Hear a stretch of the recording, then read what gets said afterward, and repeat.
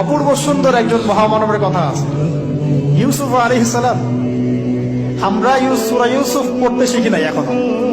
আমরা সবাই মনে করি সূরা ইউসুফ মানে হচ্ছে ইউসুফ জুলাইখার প্রেম কাহিনী, আমরা এটাই মনে করি। সূরা ইউসুফকে আল্লাহ পাক সবচেয়ে শ্রেষ্ঠ উপন্যাস বলেছেন, আহসানুল কসাস। একটু গভীরভাবে পড়ে দেখবেন অর্থগুলো। এটা ইউসুফ জুলাইখার প্রেম কাহিনী নয়, এটা ইউসুফ আলাইহিস সালামের সাথে তার বাবার মহব্বতের কাহিনী।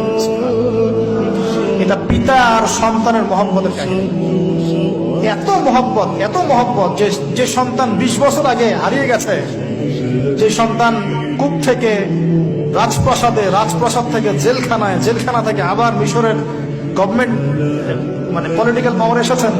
বাবা কিন্তু এটা জানেন না, কিন্তু সন্তান যখন একটা জামা পাঠিয়ে দিচ্ছে, জামা, এই কমিজটা নিয়ে যাও, আমার বাবার চোখে দিও, বাবা দৃষ্টি ফিরে পাবে।